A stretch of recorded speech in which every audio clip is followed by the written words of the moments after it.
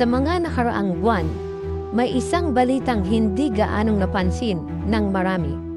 Ngunit sa mata ng mga eksperto sa geopolitics, ito ay isang napakalaking senyales. Mga matataas na general ng China ang biglang tinanggal sa pwesto.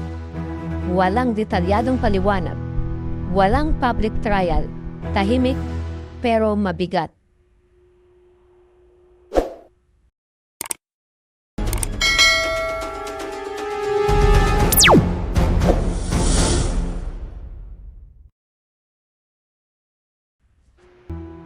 Sa sistemang tulad ng sa China, ang ganitong pangyayari ay hindi simpleng administrative change. Ito ay kadalasang indikasyon ng pagbabago ng direksyon, paglilinis ng kapangyarihan, o paghahanda sa mas malaking hakbang. Simula nang maupo si Xi Jinping noong 2012, unti-unting binago ang struktura ng pamahalaan. Noon ang China ay pinamumunuan ng collective leadership. Maraming makapangyarihang opisyal ang nagbabalanse sa isa't isa. Pero sa ilalim ni President Xi, mas naging iisa ang sentro ng kapangyarihan, mas naging personal ang kontrol sa military, at mas pinaigting ang loyalty check sa lahat ng opisyal. Sa madaling salita, ang sistema ay lumipat mula sa shared authority patungo sa command-driven leadership. At kapag ginawa ito ng isang bansa, kadalasan may dahilan.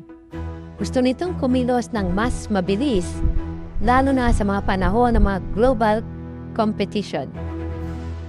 Sa modern military strategy, ang pinakamahalaga ay hindi lang lakas ng armas, kundi kung gaano ka-align ang leadership sa long-term vision ng bansa.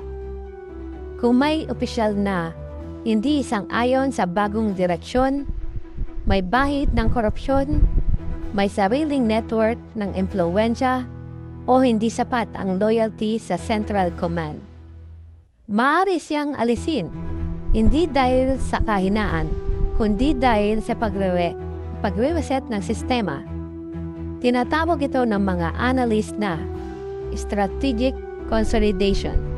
Isang proseso kung saan inaayos ang buong military structure upang maging handa sa una, high-tech warfare, sumunod, naval power competition, pangatlo, regional deterrence, at ang panghuli, information warfare.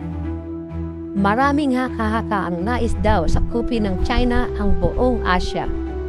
Pero sa modern geopolitics, ang pananakop ay hindi ginagawa sa pamamagitan ng tradisyonal na digmaan. Ang ginagamit ngayon ay ang tinatawag na power projection without war.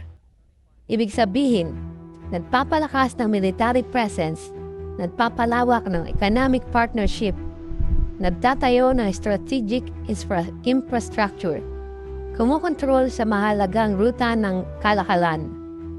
Hindi mo kailangan sakupin ang isang bansa kung kaya mo naman itong impluwensyahan. Ito ang mas komplikado at mas epektibong paraan sa makabagong panahon. Kung nais mo maging dominanting makapangyarihan sa rehiyon, kailangan mo ng isa ang direksyon ng military. Walang internal function. Mabilis ang decision making. Disiplinado ang command structure. Ang pagtanggal sa isang general ay maaaring bahagi ng pag-aayos ng command chain, pag-aalis ng lumang doktrina, paghahanda sa bagong security environment, at ang pagtiyak na walang hadang sa national strategy. Sa chess, minsan kailangang alisin ang sariling piyesa para luminaw ang galaw ng susunod na hakbang. Hindi lang ito tungkol sa China. Ang buong mundo ngayon ay nasa yugto ng strategic rivalry between major power, kung saan ang bawat bansa ay nagmo-modernize ng sadatahang lakas, nagpoposisyon ng mahalagang rehiyon, naghahanda sa posibilidad ng krisis, hindi digmaan. Ang layunin ay hindi agad makikipaglaban, kundi siguraduhin hindi ka kayang hamunin ng iba. Ito ang konsepto ng deterrence para sa mga bansang nasa rehiyon. Ang ganitong pagbabago sa loob ng China ay mahalagang obserbahan natin dahil una, maaaring magbago ang military posture sa dagat. Pangalawa, maaaring maging mas assertive ang patrol. At ang panghuli, maaaring mas maging organisado ang kanilang strategic move. Hindi ito nangangahulugan ng agarang tensyon, pero nangangahulugan ito ng mas seryoso ang kanilang long-term positioning. Ang pagtanggal sa mga general ay hindi simpleng balitang personal. Ito ay parang maliit na bato na inihulog mo sa tubig na ang alon ay mararamdaman sa buong rehiyon. Hindi ito agad pananakop. Hindi rin ito simpleng internal issue. Ito ay bahagi ng mas malawak na pagbabago sa balanse ng kapangyarihan sa mundo.